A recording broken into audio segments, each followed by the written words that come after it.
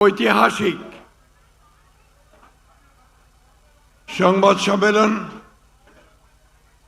এই সংবাদ সম্মেলনে বক্তব্য রাখতে চলেছেন বাংলাদেশের রাজনৈতিক ইতিহাসে সবচেয়ে গুরুত্বপূর্ণ নির্বাচনের পরে ভবিষ্যৎ বাংলাদেশকে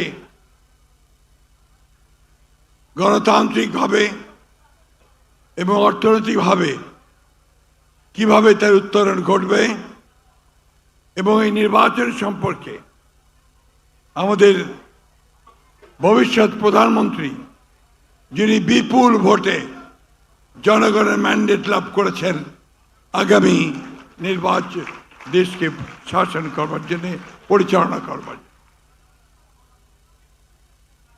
আজকে এক দীর্ঘ সংগ্রামের পরে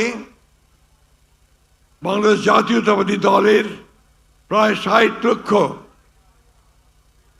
নেতাকর্মীর বিরুদ্ধে মামলা, ২০,০০০ নেতাকর্মীকে হত্যা, প্রায় ১৭০০ নেতাকর্মীকে গুম করে দেওয়ার পরে জানুয়ারির ২৪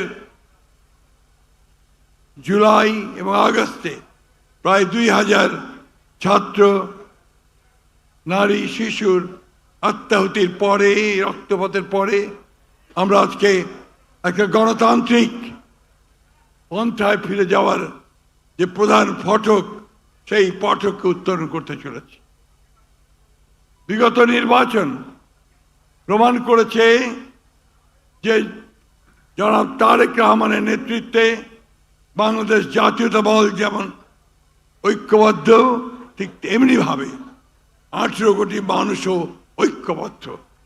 তারা পরিবর্তন চায়, সেই পরিবর্তন হচ্ছে উন্নয়নের পরিবর্তন, অবস্থার পরিবর্তন, রাজনীতির গণতান্ত্রিকীকরণের পরিবর্তন, অর্থনীতির গণতান্ত্রিকীকরণের পরিবর্তন। এই নির্বাচনে বিজয় হয়েছে উদারপন্থী গণতন্ত্রের। আজকে আমরা কিছুক্ষণের মধ্যেই আমাদের নেতা, বাংলাদেশের নেতা, যিনি কয়েকদিনের মধ্যেই বাংলাদেশকে নেতৃত্ব দিতে চলেছেন, সেই তরুণ নেতা যিনি বাংলাদেশের মানুষকে নতুন স্বপ্ন দেখিয়েছেন, একটি পরিবর্তিত বাংলাদেশ, একটি স্বাধীন বাংলাদেশ, গণতান্ত্রিক বাংলাদেশ, সেই নেতা আপনাদের সামনে বক্তব্য রাখবেন।